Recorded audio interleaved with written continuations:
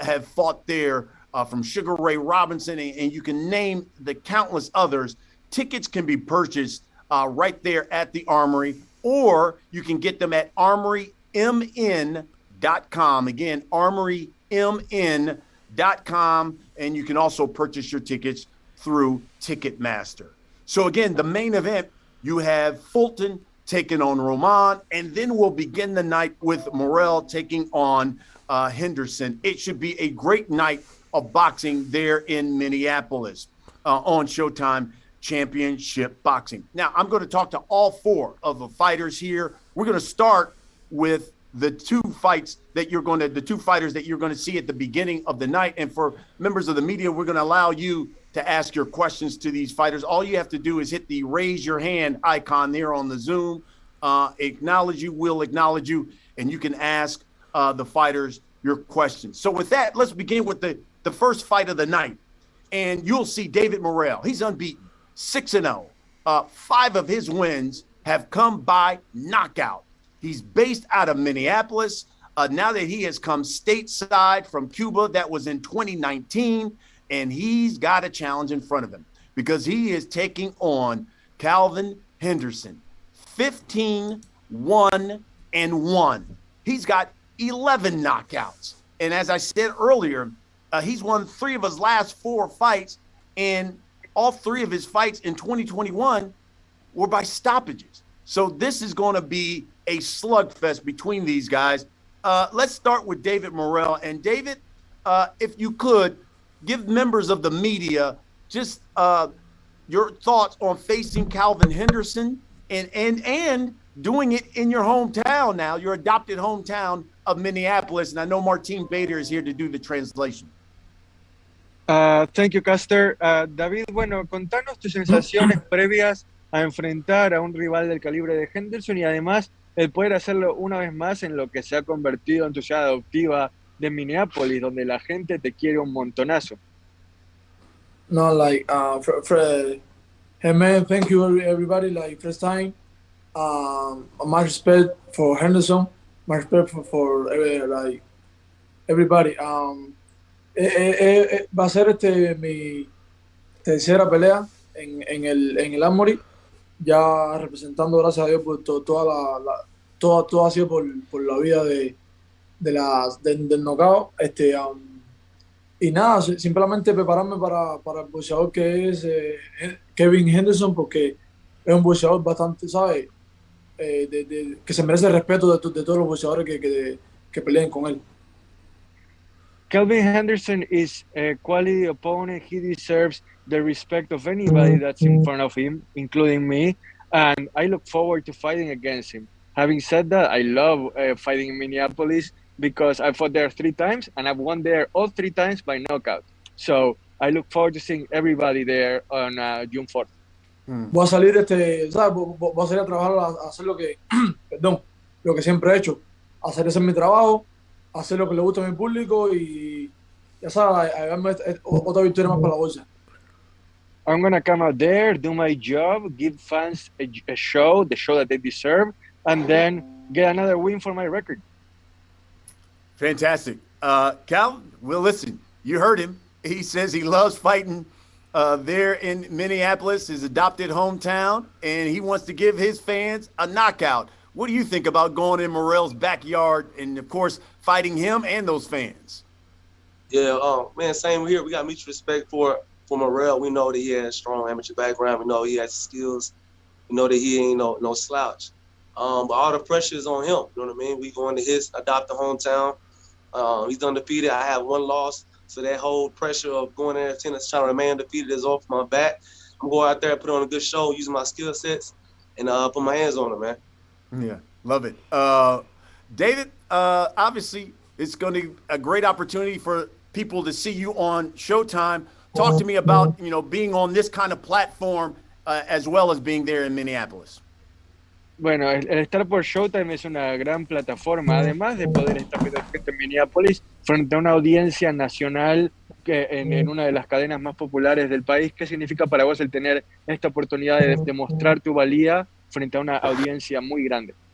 Es mi oportunidad de mostrarle al mundo entero de lo que soy capaz de hacer, de lo que puedo hacer sobre el ring y de todas las cosas que en realidad tiene David Morrell Jr., ¿me entiendes? Y es una de las...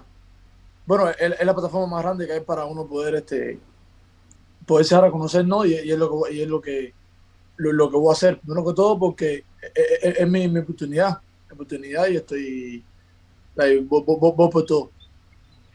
I'm going for it all. This is the biggest possible platform that you can have to show the world what you're capable of. And I plan to take full advantage of it. What I want to do is go out there, take advantage of that platform, and then prove my worth to everybody in Minneapolis and around the world. Cal, same question to you. Just the opportunity of fighting on Showtime, this platform, getting the opportunity to see your skills, and fighting a guy who, obviously is confident, but says he wants to stop you in this fight. Yeah, man, it don't get no bigger than this. You know what I mean? Fighting on Showtime, co-main event for a world title. This is the thing people dreams about when they first started boxing. So to have this opportunity, we're gonna take full advantage of it also too. And as you know, when you have a game opponent, it's gonna bring out the best in you. So expect to see the best Morrell, the best Henderson come June 4th. It's gonna be fireworks. Stay tuned. David, do you believe the winner of this fight is ready for, let's say, the David Benavidez, the Caleb Plants of the 168-pound division? ¿Sentís, David, que aquel que gane la pelea entre vos y Henderson estaría listo para subir al nivel de un Benavidez, de un Plant en la división de las 168 libras? No, 100%, of course. Like, yo digo que es la oportunidad de subir a la grandes ligas. Tanto Henderson como yo, like, los dos tenemos las cualidades suficientes para poder pelear con cualquiera de sus boxeadores. Y pienso que sea la oportunidad de subir a otro nivel y darle a demostrar de verdad quién es el mejor de las 168 libras. This is absolutely the chance for both Henderson and I to prove that we can get the call up to the majors in a way, to where we can prove that we can be among the elite and face, like you said, the caliber of opponents of a Benavidez or Plant or anybody that might come our way to try to be atop the division. And Cal, I guess the same question to you. Do you believe the winner of this fight is ready for the Caleb Plants, the David Benavidez, who we'll just see on Showtime in the next 2 weeks? No, definitely. I agree with Morrell. It's a way to show your worth, you know what I mean? And we also know that winning fights ain't good enough. It's how you win and how you look good winning that put you into that different perspective of different big leagues. And so, yeah, I definitely agree, yeah. Well, listen, I know there are a number of people from the media who want to talk to you guys and get questions. Members of the media, all you have to do is hit the raise your hand icon here on the Zoom. We will acknowledge you and you can ask your question to the fighters. Flo Joku from Showtime Sports, she will acknowledge you, members of the media, and then you can unmute yourself and ask your question. So let me turn it over to Flo. Hi, everyone. So the first question is from Keith Idek from Boxing Scene. Keith? Thank you, Flo. My first question is for Kalvin. Kalvin, how much of a step up do you feel that this is for you in this fight? On paper, it may look like a big step up, but really, man, the people who been sparring, people who fighting the amateurs, it's not much different. You know what I mean? We don't fight international competition, the amateurs also. We don't be ranked number 4 in the country as the amateurs too. And so it just now a platform being to prove that to you guys. Like what we already know already, what we see in the gym every day, and we got to show y'all. Kalvin, what do you think went wrong for you in your fight against Isaiah Steen? And what? Yeah, so in the third round, I actually suffered an injury in the third round. He had a really good game plan during that fight. We was executing that game plan during that fight, and then something that you can't account for was just injury that happened during that fight. But we made the best of it. We didn't quit. We ain't no punks. We got heart from Texas. You know how Texas people for it to do. And so we finished the fight all 10 rounds with that injury. And we didn't make no excuses. You know what I mean? All we did get back to the drawing board and work our way back to this position. Kalvin, what was the injury you suffered in the third round? Come again? What was the injury that you suffered in the third round? It was a torn muscle. In your arm or something, or? Correct. Yeah. Was it something that bothered you going into the fight, or it happened during the fight? No, it happened during the fight. Okay, thanks, Kalvin. Also, a couple questions for David. David, what do you think of Kalvin? What have you seen from him? How does he maybe compare to some of the opponents that you have fought this far? David, ¿qué opinas de Kalvin y cómo se compara él a los oponentes que has tenido hasta ahora? Yo la verdad, primero que todo, ¿sabes? Respeto a todos mis oponentes. Yo nunca mido a uno con otro, ¿me entiendes? Para mí todos son buenos, me preparo para todos igual. No tengo ninguna diferencia con uno con otro. Simplemente admito la calidad boxística que tiene Kalvin. I always prepare for each opponent the same way. I will never dare overlook anybody that I face, and I don't think that the preparation should differ that much from one fight to another. Having said that, I do respect Kalvin, and I think that he has earned the respect that he's given as the caliber of fighter that he is. He's another level and another challenge. And David, I know obviously at some point you would like to fight Canelo Alvarez for the 168-pound titles. What did you think of his loss on Saturday night, and were you surprised by it? Bueno, él sabe que te gustaría en algún momento poder pelear con Canelo Álvarez en la división de las 68 libras. ¿Y qué opinaste de lo que fue la pelea del sábado contra Bivol, en la que perdió contra el ruso en la división de las 65 libras? Sí. No, yo pienso lo que siempre he dicho. Canelo es un excelente boxeador, tiene mi respeto tanto como boxeador que como ser humano, tú sabes. Fuera de ring es super nice, tuve la oportunidad de conocerlo, pero simplemente lo que pasó fue lo siguiente, lo mismo que yo dije que iba a pasar. Un boxeador que se le moviera, un boxeador que fuera fuerte, un boxeador que trabajara dentro y fuera, le iba a hacer la pelea más difícil a Canelo, ¿me entiendes? Y en este caso fue Vigor. Y fue exactamente lo que estaba diciendo hace mucho tiempo. Canelo is an excellent fighter and an outstanding person. I've gotten the chance to meet him, and I think that he is absolutely awesome. But as far as the fight goes, I think that everything happened the way I said that it was going to happen, where Bivol is someone that is versatile and had mobility, and that mobility gave Canelo a lot of trouble because Bivol was able to get in and out whenever he wanted, and Canelo never really figured that out. And then you saw the result of what happened at the end of the fight. Thank you, guys. The next question will come from Maxwell Fuller from KFAN. Maxwell, if you can please unmute yourself.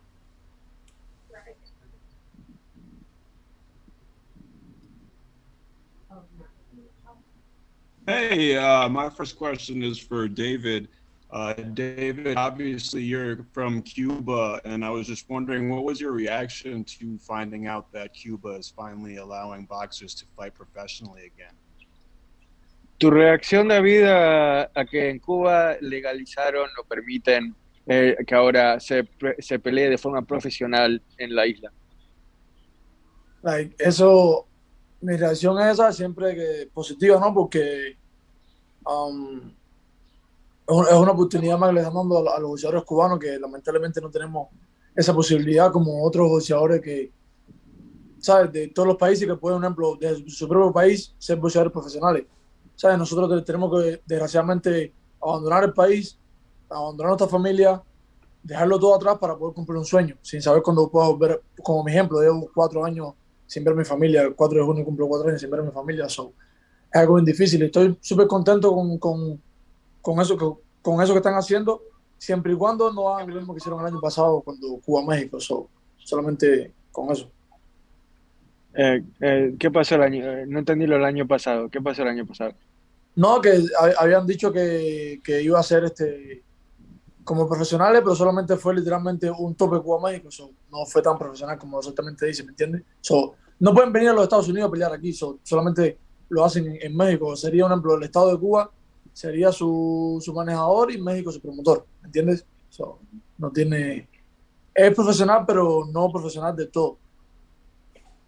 Okay, so this measure by Cuba to allow professional boxing, I think that it opens a lot of doors for Cuban fighters who had those doors closed before, and maybe they couldn't have the opportunities that they deserve. Look at my case, where I had to leave my family behind, I had to leave my country behind, all in order to pursue a dream. On June 4th, it's going to be the 4th anniversary of me not being able to see my family. So whatever makes the path easier and more convenient for Cuban fighters to pursue their dreams, I'm all for it. Now, what I don't want to see happen is something like last year, to where, you know, they thought that they were going to make pro boxing legal, and then it was kind of like a halfway thing, and then it was only semi-pro. As long as it's legit and professional boxing is truly allowed there, then that only makes me happy.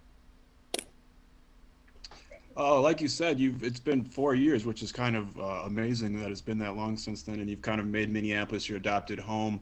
You've fought here plenty of times. I'm a local guy here in Minneapolis. I like seeing you over at the Armory. It's pretty awesome. But is there anywhere in the world that you haven't got a chance to fight that you'd like to fight? Una ciudad del mundo en la que todavía no hayas peleado y te encantaría pelear. Damn, like, I don't know, man. Por mí como si peleó un puente. ¿En dónde? No, como si peleó debajo de un puente, like, I don't care. O sea, no sé. Pero un lugar que sí me gustaría pelear sería en Grecia. Atenas. Ajá, sí, en Grecia, Atenas, ajá, exacto. Okay, look, if I have to fight under a bridge, I'll do it. I don't care. I don't care where I have to go. I love to fight. But if you ask me which country and which city I would like to fight in, I would say Athens, Greece. That would be on my bucket list. Wow, man, that would be pretty sweet. One last question for David. What are some weaknesses in Kalvin's game that you think you can take advantage of? ¿Qué limitaciones o debilidades de Kalvin crees que tú vas a poder aprovechar durante la pelea? No, la verdad es que no le veo no le veo ninguna limitación y tampoco ninguna debilidad. Lo veo como un excelente boxeador y simplemente voy a salir a divertirme, que es lo que siempre hago desde el ring. I don't really see any truly evident limitations or weaknesses on Kalvin's part. He's a quality fighter, and all I'm gonna do is go out there and have fun and do my job. The rest is up to June, or what happens on June 4th. Okay. The next question comes from Cesar Seda from América TV. Cesar, if you can please unmute yourself.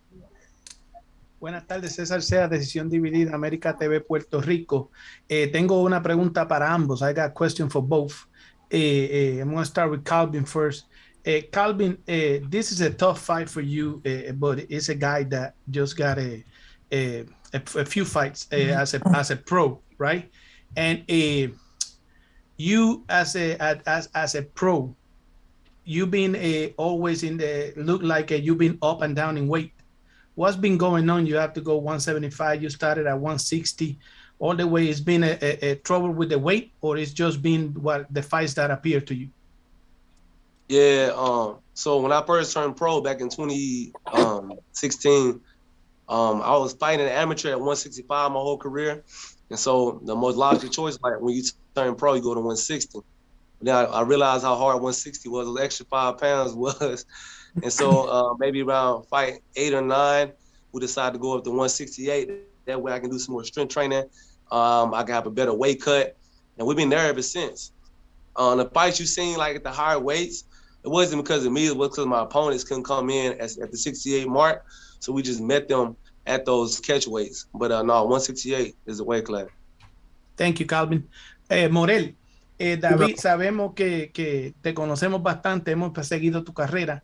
David, estuve hablando con Stephen Espinosa allá en Dallas, en el encuentro en Dallas allá de UGAS, y una de las preguntas que se le hicieron fue exactamente el showdown, tú y Benavides en 168 libras, quizás puede ser en 175, y tú hablaste temprano de de esta experiencia, cuán importante es esta experiencia para ti, pero esa es la pregunta. No es la experiencia, es cuán importante para ti ahora que te están dando esta oportunidad y para el pueblo cubano que te está viendo crecer y te sigue. Y la segunda parte de la pregunta es, ¿cómo te ha ido en tu preparación con Ronnie Shields? Tu primera preparación con Ronnie Shields en Houston, saliendo de tu gran campamento que tenías siempre ahí en tu área. ¿Cómo te ha ido eso y cuán grande es esta oportunidad? Okay, Bueno, let's do this. Espera, un segundo. Vamos a responder la pregunta en dos partes. Sí, sí, sí. Voy a traducir la primera pregunta y después la respondes y vamos a traducir la segunda pregunta y la responder. ¿Vale? So there's two questions from Cesar here. The first question is going to be how much, well, Steven Espinosa, the president of Showtime, he was talking in Dallas before the fight that we had last month between Spence and Ugas about the potential of Benavides against Morrell. So the question for Morrell is how big is this opportunity for him? How much does it mean to him in order to achieve the things he wants to achieve in the division? Adelante, David. No, respondiendo a la primera pregunta, César, fue una gran oportunidad porque tuve una vez más la oportunidad, tú sabes, de ver una gran pelea de cerca, ¿no? De sentir ese calor, esa energía de una gran pelea, de algo que en realidad es, bueno, sube, ¿me entiendes? Más al nivel de los grandes boxeadores que estaban ahí.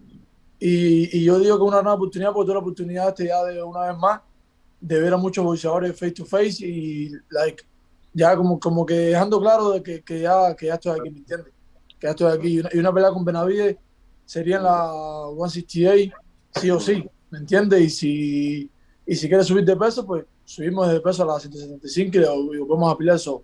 No hay ningún tipo de problema con eso. A todo lo contrario, ya estamos pensando ya queremos ya dejarnos, ¿sabes? Como, no excusa, pero como que ya ponerle un stop a todo y ya empezar a pelear ya con los grandes de la división. There is absolutely nothing better than having a great opportunity and being able to seize it while enjoying the electricity and the warmth of the crowd and being able to fight in the big stages. That's priceless to me, and I wouldn't give that up for anything in the world. So I plan to take advantage of it like no one's business.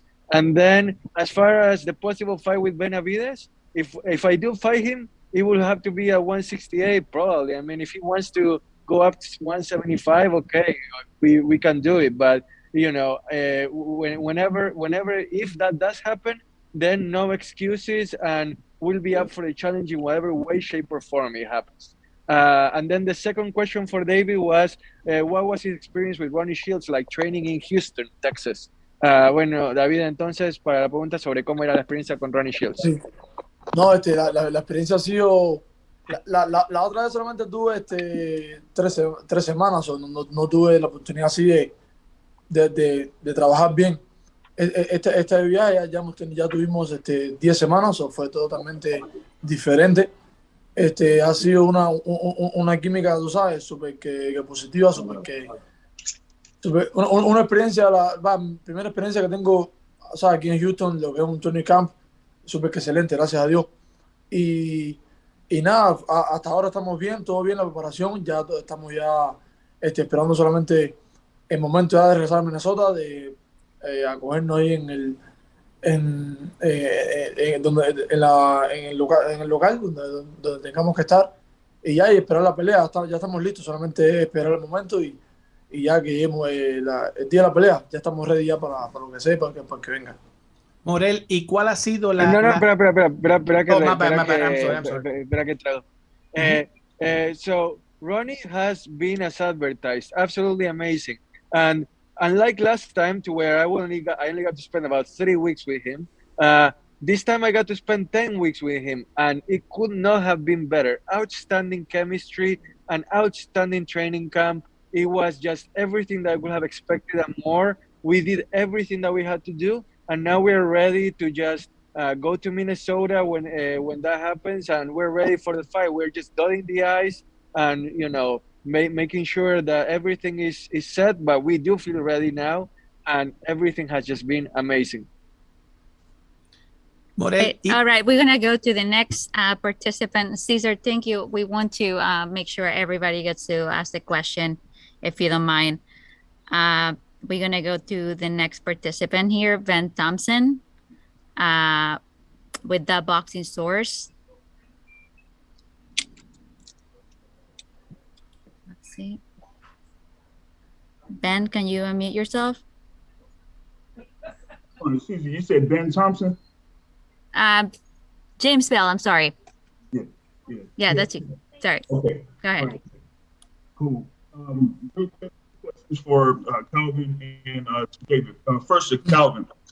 You were talking about you coming into this fight without much fears, or much pressure since you've already had your loss. But going into that, what was there that you learned in that particular fight outside of, dealing with the injury during the fight that, you could take from this and going into your fight against David Morrell? I think it's just more confidence, just knowing that we belong there. You know what I mean? It's always this issue of you proving yourself in boxing. It's always this issue of, do I belong with the elite or to the next level?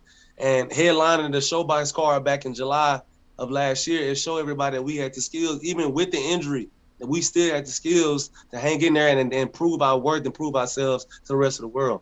That's all boxing is about, is showing what you already know to the rest of the world. So that's what we're taking to the next fight, is just that confidence, knowing we're supposed to be there. All right. Thank you so much, everyone. We're going to, Castro, I'm going to throw it back to you. Okay. Thank you, Flo. I appreciate it. And thank you, David. Thank you, Kalvin. And certainly looking forward to you guys getting it on June 4th. Let's get to the main event. Now we get to the main event. And, folks, that means you have the challenger, Danny Román. He is the babyface assassin, the former unified champion. 29-3-1. He also has 10 knockouts. And he will be taking on the current unified, unbeaten champion, Stephen Fulton Jr. Cool Boy Steph. He's the WBO, the WBC champion of the world, 20-0, 8 knockouts. Listen, you look at his last 14 fights, he's beaten 8 undefeated fighters. He has taken on all comers, and they've all left the ring with an L. So let's start with the champion, Cool Boy Steph, the unified champ. If you would, tell members of the media how training has going and your thoughts on facing Danny Román. First of all, I like to say thank y'all for having me. Alhamdulillah. All praise be to Allah. Gotta put my God first. Everything's been great. Camp's been going good. Leading up to this fight, camp's been amazing. It's been challenging for me, especially during Ramadan. And I'm just looking forward to June 4th.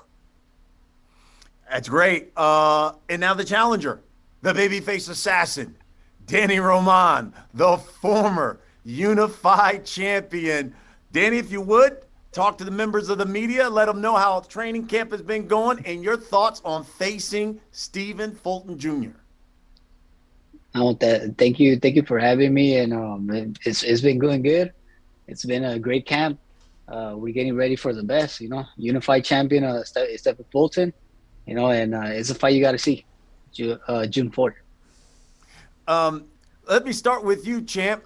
Stephen, you talked about this, with Ramadan going on. And listen, we've seen how that has affected some of the athletes in sports, in basketball and things of that nature. Do you think that will have any effect on you, on your energy level, your output level going into this fight in June? No, it actually helped me. It actually helped me a lot. Training with low energy, training with little fuel.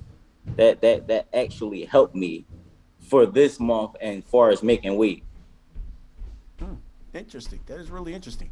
I thought one thing that was interesting too, you had tweeted out talking, and you responded to Danny Román when this fight had been named. You said, listen, you better be working as much as you've been tweeting.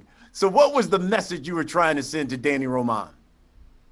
I mean, the message was self-explanatory. They was doing a lot of tweeting me and kind of saying I was ducking and this and third, and I just made the fight happen. I ain't say shit. I ain't say nothing. I made the fight happen. That's what I do. I make things happen. So I just wanted them to keep that same energy. Danny, I was presented with other fighters to face.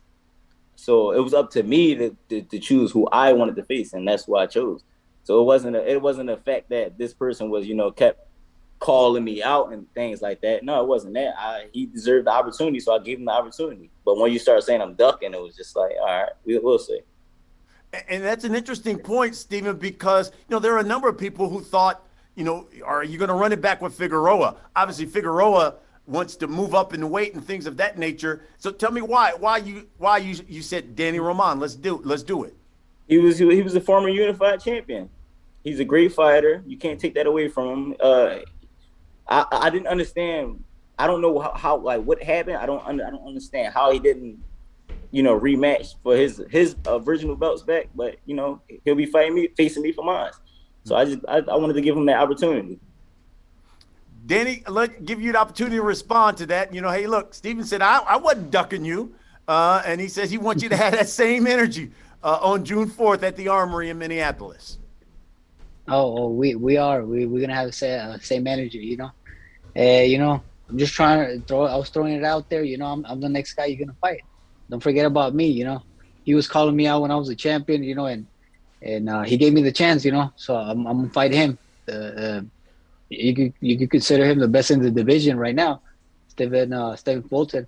Yes, I don't know what happened with the rematch against MJ, but you know what? Right now I'm concentrated on Fulton. He's the guy in front of me, and he's the champion I want right now. Stephen, you had a body slugfest with Angela Leo. You said, I'm going to go in the ring and I'm going to fight your fight.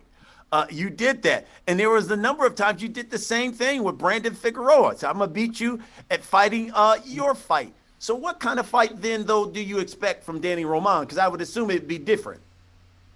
I would expect him to be different than his previous fight and any other fight. He's looking to bounce back on top. So I have to be smart. I have to be smart. I have to be able to adapt no matter what. And those are the things that I do the best. So, I mean, I don't really have much to say today. And I'm not sure why. I just don't have much to say today. Danny Román, what do you think is going to be the difference in this fight? No, we know that Stephen Fulton, he can make the right adjustments, It's going to depend on the fight he brings and the adjustments. Whoever makes the best adjustment is going to take that fight. You could say it could be like a chess game, I could do a little bit of everything, and he could do a little bit of everything as well. So it all depends who makes the right adjustment that night. I get the sense, Danny Román, that this is one of those give me my respect type fights. You were the former unified champ. Now Stephen Fulton is the guy at the top of the division. There was a number of times where you, even though you had lost the belt, you came back and were winning fights. You were like, excuse me, I'm still here. So it seems like this is one of those give me my respect type fights. Do you agree? Of course, I mean, that's what every fighter wants, that even when I became a unified champion, they still had me below the other champion. So, and I think as Fulton as well, everybody trying to prove themselves, as the best, especially the best in the division. So you could say yes, this is the fight, fighting against the best, considered the best Stephen Fulton in the division, and I get the chance to fight him, I get the chance to be back on top as well. And would you say the same thing for you, Stephen Fulton, considering you are the unified champ, but yet, there were still people saying, well, why didn't he fight Brandon Figueroa again? Or why is such and such and such? Is this still one of those fights where you can show people, hey, look, give me my respect. I'm showing y'all I'm the best in this division. I just fought the former unified champ. No, I'm not even looking for their respect anymore. I don't care what they think. I know what I am, and it shows, and I'm unified champ. Everything I have to prove is to myself from here on out. I feel like my last fight put me in that mode, and it taught me a lot about myself and a lot about my surroundings and the sport of boxing. Sometimes people could be unappreciative and not give you that respect. So at that point, it's just I don't give a F no more what nobody thinks or what the people thinks anymore. I'm doing these fights for me. I love it because you've always, even in our discussions, have talked about legacy, being the best, things of that nature. So after this fight, and what do you think is next for the winner of this fight, Stephen? I mean, the winner of the MJ fight, I feel like that was supposed to be the next fight after the Brandon fight. I mean, I feel like they want to keep waiting and prolonging and things of that. But that's the only fight to make. Is you did like ever since 2020, the only fights to make was the championship fights, unification bouts. I don't even think managers, promoters are even trying to let these guys build anymore. What's the point of it anymore?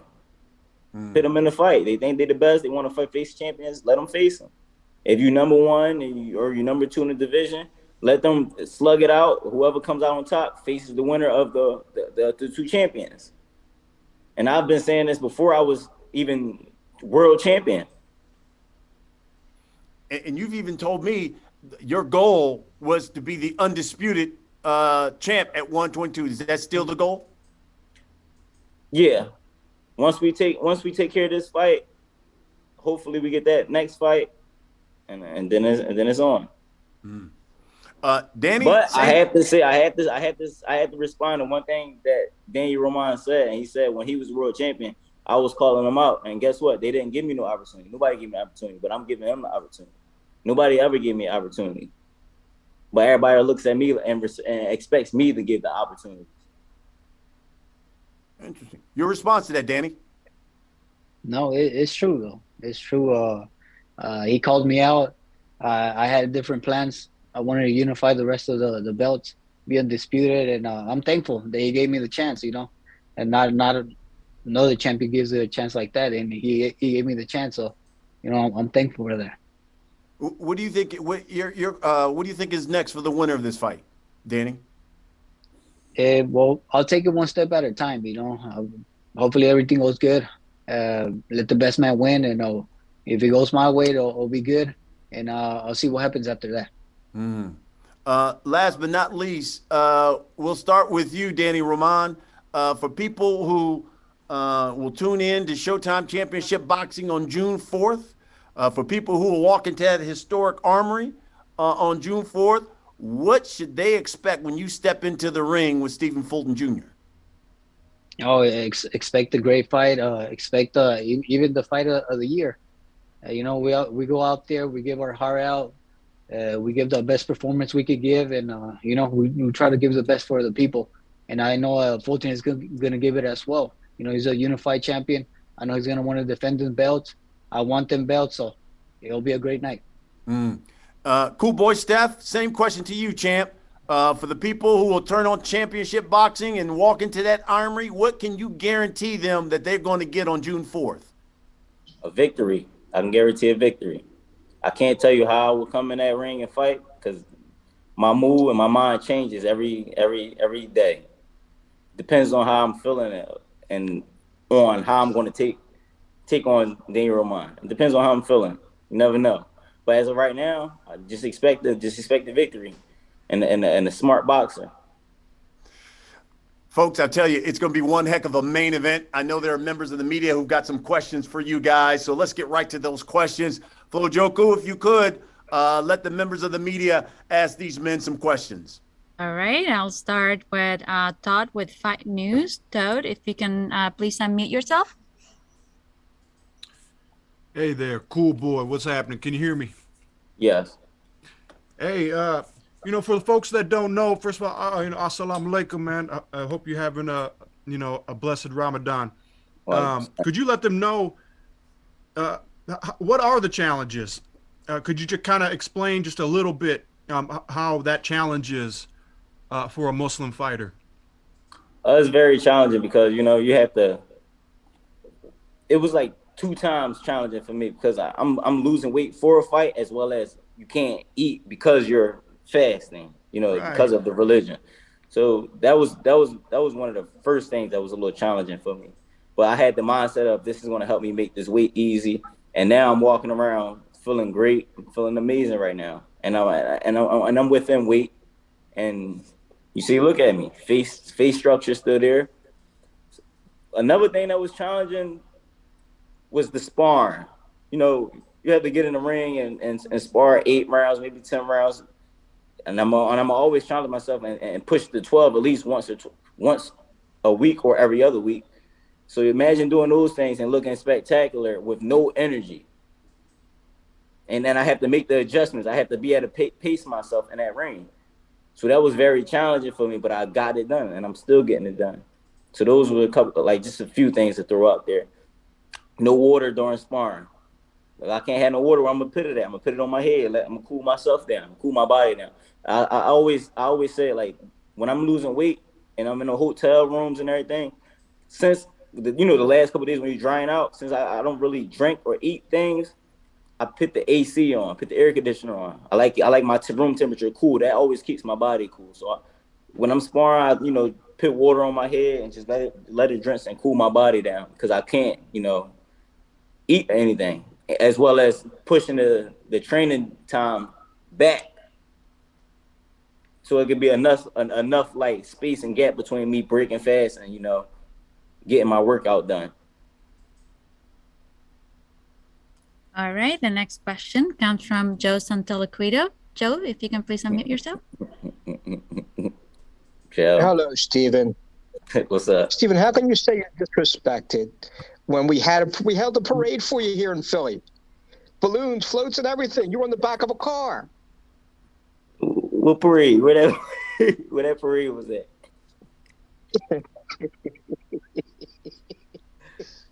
You still think you're disrespected? I don't really care for it no more. Okay. All right. And how's the weight going? I know there was some issues with the weight and your hands. There wasn't no issues with no weight. Okay. My hands are perfect. Your hands are good too? Yes. Okay. What can we see different this time around? On a serious note, what can we see different this time around? This guy's a challenge for you. You just expect me. Just me to be me. That's it. I can't give you much. I just got to be me. Gotcha. All righty. Thank you, Stephen. No, I appreciate you, Joe. Next question comes from Keith Idek. Boxing Scene. Keith, please unmute yourself. Yes, my first question is for Danny.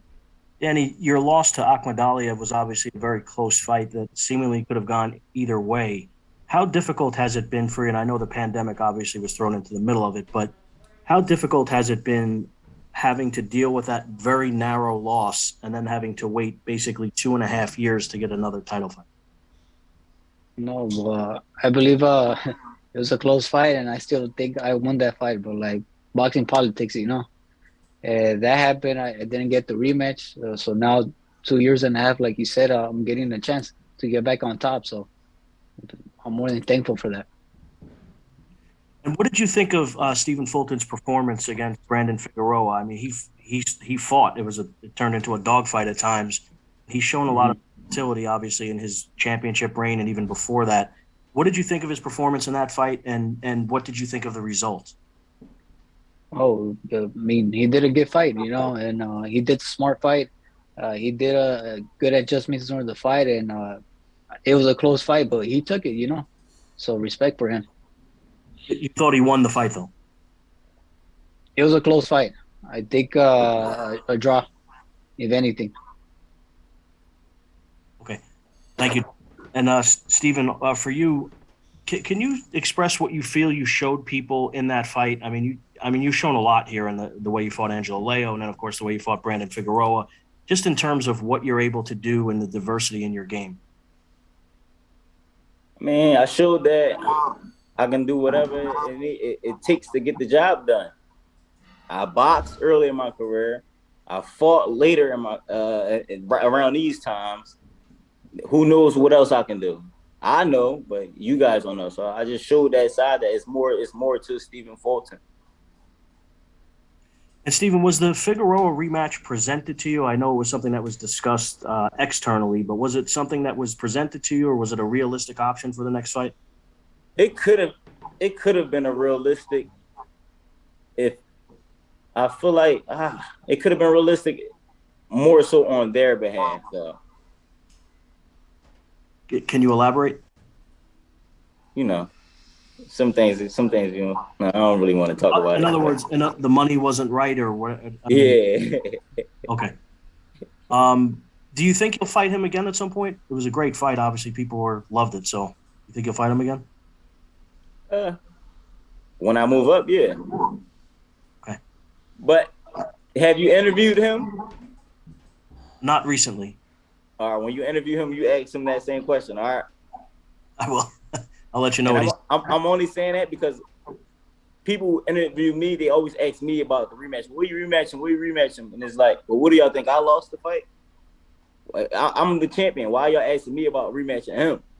That's the only reason why I'm asking. Okay, nothing personal though. No. I didn't take it personally at all. I'd gladly ask him. I just haven't spoken to him. I just have one last question for you, Steven. What did you think of Danny Román's fight against Ahmadalia? Who did you think won, and what type of fight did you see it as? I honestly only seen highlights. I haven't seen the full action of the fight. I only seen the highlights of it. Now my trainer can tell you more about it. Me, I'm just getting back to how I've normally been. He's not gonna be the same fighter coming into this fight anyway, because I'm not southpaw, so I didn't really pay that fight any mind. And I haven't really studied film on a lot of fighters, and when I did that, I was having more fun with the sport. Okay, great. Thank you, guys. Thanks, Keith. Flo, before you go on to the next question, I think it's interesting, Steven, you raised up a really salient point about make sure you ask Brandon Figueroa that question. I did ask him that question. Matter of fact, in our last fight in Vegas, and I saw his father, and I said, are you going to push to get for a rematch against Stephen Fulton Jr.? And his response was no, that we're moving up. We're moving up. We have no interest. We want to move up to 126. So it's interesting that was their response. Because I thought that it would be automatic that you guys would want to do it up again, but they said they had no interest. They wanted to move up to a higher weight. When I get there, when I get them belts, and we'll see. Yeah, got it. Go ahead, Flo. I'm sorry. No. I like the question. So the next question comes from Abe Gonzalez with New York Fights. Abe, can you please unmute yourself? Yes. How you doing, Stephen Fulton Jr., champ? I get it. Yesterday's price is not today's price. I get it. Was there a different date for this fight that you were presented with, or when it was presented to you, and knowing that you were gonna be in the middle of Ramadan, was that something that you didn't even think twice, or was it an option to maybe do it at a later date so that wouldn't be part of your training camp? No, I didn't have to think twice. I fought during Ramadan 4 years in a row. Gotcha. and got knockouts each year. I've fought during those years, so I already knew like I'm about to prepare for a fight, and Ramadan is the month before or 2 months before. I said, oh, yeah, this is gonna be good for me because my mental, everything is just different for me when I'm fasting and when I'm on my spiritual journey. Everything is just totally different for me. I feel like those are the things that mentally pushes me, and I always speak about mental. Those are the things that push me to that next level mentally. The fighting game is more mental than it is physical anyway. Gotcha. And then do you think these last 4 fights that you've had, and it seems like you're always raising that bar for each fight after, has prepared you for this point of your career? Yes. Like being in them 2 fights back to back, my last 2 fights back to back like that, like them dog fights, that only pushed me to be more of I can do what I want in that ring. Whatever I want, I can do it at any moment, at any time. I can do it, and I will do it when I feel like doing it. Got it. And then this question for you, Danny Román. First of all, happy birthday. Thank you. How different was the physical and mental preparation for this fight compared to some of the other ones, especially like with the MJ fight, which was another high-level fight that you had? So you're going one after the other on the level of opponents. But how different was it? How different has it been mentally and physically preparing for this? Well, we've been in situations like this, important fights. Now I'm the challenger. I'm challenging Fulton, the 2 titles. So mentally, I'm ready. I've been through this road already, and I know what it takes. So yes, I feel like I'm ready. I train hard like I always do. I always get ready for the best, especially now I'm going against Fulton. So mentally and then physically, I feel prepared. All right. So last question will come from Soichi Hayashi with Yahoo Japan. Please unmute yourself. Can you hear me? Yes. Yes. In Japan, the most popular fighter in WBA and IBF Bantamweight champion Naoya Inoue will fight against the WBC Bantamweight champion Nonito Donaire on June 7th. Maybe he will move up after, if he will win, he will move up unification bout, he will win. So first of all, Mr. Fulton, how do you analyze Inoue fight? Inoue's fighting style, and do you want to fight against Inoue? If he moves up in time, I will face him, but I don't think he will move up just that fast. Okay, how do you analyze? He have a great style, though. He have a great style. Yeah. Sometimes it can be unpredictable, but sometimes a fighter of my caliber is very predictable. So it all depends on the fighter that he's facing, on how his style can, the outcome of his style can be.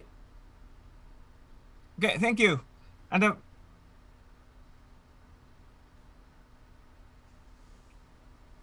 Román, I have a same question.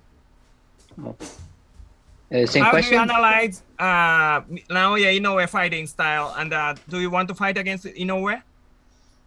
Of course. I mean, he's considered one of the best pound for pounds. He's the champion of Japan, and of course, I'm here to fight the best. But like maybe in the future, we could face each other. But right now, my focus is Fulton. But why not? I'm here to fight the best. Thank you. Thanks, everyone. Now, back to Caster. Okay, thank you, Flo. Listen, folks, this June 4th is going to be great. I mean, you got 2 gentlemen of the sport, 2 really exceptional fighters. Steven, just a last cap on this one. How does it feel now being the man of the division? For so long, you were facing these undefeated fighters and looking for these big-time fights. And now people are looking to you as the guy, calling you out, saying, I want you. How does this feel that the tables have turned here? And what is it like being the unified champ? It feels good that the tables have turned. And what it feels like to me, I feel normal. I feel like I'm supposed to do this. I feel like this is my lifestyle. This is what I was made to do this whole time. I don't feel like overexcited. I don't think about it too much. And until I go in my sunroom and I unzipping the belt bag and I look at it, I'm like, damn, I'm world champ, unified. Not everybody become unified. Not everyone becomes world champion. So that just made me feel good. It feels it's a hell of a feeling. But it feels even better that I'm in a position to call shots. It's more so about being in that position. Love that. Danny, you've been in that position, and now you've got the opportunity. You are this close to being the man again. Talk to me about this opportunity and where you are, because you've been waiting for it for a long time, and now it's here. No, I'm more than excited, because this is my chance. This doesn't come twice, especially against the unified champion. Even as a champion, not like Fulton said, not everybody can become champion, especially unified champion. So I know you could say I'm one step away from becoming again a unified champion. So this is my all, Either you do this or you don't. So I'm more than excited, and I feel more than ready. And I hope Fulton feels the same way, So let's give these people what they want to see. If they want to see a great fight, let's give them a great fight. And champ, I'll give you the final word.